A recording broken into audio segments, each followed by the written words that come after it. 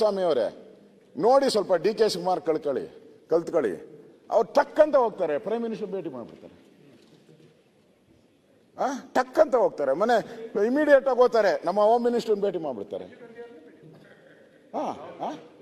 ಭೇಟಿ ಮಾಡ್ತಾರೆ, ಪಟ್ ಅಂತ ಭೇಟಿ ಮಾಡ್ತಾರೆ.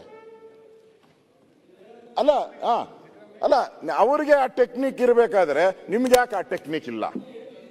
ಅಲ್ಲ ನೋಡಿ, ಇದು ಕಾಮನ್ ಸೆನ್ಸು. ನಿಮಗೂ ಬಹಳ ಸೋಮಣ್ಣ ದೋಸ್ತು, ನಿಮಗೂ ಒಂದೇ ದೇವ್ರ ಹತ್ರ ಓದ್ತೀರಾ, ಒಂದೇ ಸ್ವಾಮಿ ಹತ್ರ ಓದ್ತೀರಾ, ದಿನ ಕೂತಿರ್ತೀರಾ. ಅವು ವರ ಕೊಡೋವರೆಗೂ ಈಚೆನೆ ಬರಲ್ಲ ಇಬ್ರು. 3 ಜನನು ಖರ್ಗೆ ಅವರು 3 ಜನ, ಅವರು ಸೋಮಣ್ಣ ಇಬ್ರು ಒಂದೇ ಗುರುಗಳ ಹತ್ರ ಹೋಗೋದು. ಅವರು ಬರೀತಾರೆ, ಅದು ದೇವರು ಬರೀತಾರೆ, ಬರೆದು ಅದು ಆಚೆ ಬರೆಯೋವ್ರಿಗೆ ಇವ್ರು ಆಚೆ ಬರಲ್ಲ. ಅಷ್ಟಿರೋವಾಗ ನೀವು ಡಿ ಕೆ ಆ ಫಾರ್ಮುಲಾನ ಉಪಯೋಗ ಮಾಡ್ಕೊಂತಾರೆ. ಡಿ ಕೆಗೆ ಆ ಟೆಕ್ನಿಕ್ ಇದೆ. ನೀವು ಡೆಲ್ಲಿಗೆ ಹೋಗಿ ಕೂತ್ಕೊಂಡು ಈ ಕೆಲಸ ಯಾಕೆ ಮಾಡಲಿಲ್ಲ? ಬೇರೆ ಸಂದರ್ಭದಲ್ಲಿ ಡೆಲ್ಲಿಗೆ 100 ಸಾರಿ ಓದ್ತಿರಲ್ಲ.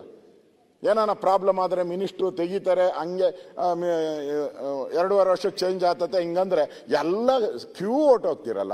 ರೈತನಿಗೋಸ್ಕರ ಒಂದ್ಸರಿ ಯಾಕೆ ಹೋಗ್ಲಿಲ್ಲ ನೀವು ಡೆಲ್ಲಿಗೆ? ನಾನು ಹೋಗಿದೆ 100%. ನಾನು ಹೋಗಿ ಫೋಟೋನು ಹಾಕಿದ್ದೀನಿ ಫೋಟೋನು ಹಾಕಿದ್ದೀನಿ. ಏನು ನಾನು ಮುಚ್ಚುಮರೆ ಇಲ್ಲ, ಹೋಗು ಅಂತ ಹೇಳ್ತಾ ಇದ್ದೀನಿ ಗುರು, ನಾ ಸ್ನೇಹಿತನೇ. ಅದಕ್ಕೆ ಹೋಗಿ ನೋಡಿ, ಕೇಂದ್ರ ಯಾರೇ ಇರ್ಬೋದು. ನಾನು ಒಂದೇ ನಿಮಿಷ, ನಾನು ಕೇಂದ್ರ ಸಚಿವರ ಹತ್ರ ಜೈಪಾಲ್ ರೆಡ್ಡಿ ಅವರಿದ್ದಾಗ ನಾನು ಜೈಪಾಲ್ ರೆಡ್ಡಿ ಅವ್ರನ್ನ ನಾನು ನೆನೆಸ್ಕೊಂತೀನಿ. ಇಡೀ ದೇಶದಲ್ಲಿ ಅಷ್ಟು ದುಡ್ಡು ಕೊಟ್ಟಿಲ್ಲ, ಟ್ರಾನ್ಸ್ಪೋರ್ಟಲ್ಲಿ ಅಷ್ಟು ದುಡ್ಡು ಕೊಟ್ಟರು ನನಗೆ. ನರ್ಮ್ ಯೋಜನೆಯಲ್ಲಿ ಅವರು 35% ದುಡ್ಡು ಕೊಟ್ಟರು. ನಾನು ಕರ್ನಾಟಕದಲ್ಲಿ ನಾವೊಂದಷ್ಟು ದುಡ್ಡು ಹಾಕಿ ಇವತ್ತು ಇಡೀ ರಾಜ್ಯದಲ್ಲಿ ಒಂದು ಬಸ್ ಸ್ಟ್ಯಾಂಡ್ಗಳನ್ನು ಕಟ್ಟಿದಿರಿ, ಹೈಟೆಕ್ ಬಸ್ ಸ್ಟ್ಯಾಂಡ್ಗಳನ್ನು ಕಟ್ಟಿದಿರಿ. ನಮ್ಮ ಎಫಿಷಿಯನ್ಸಿ ಬೇಕು.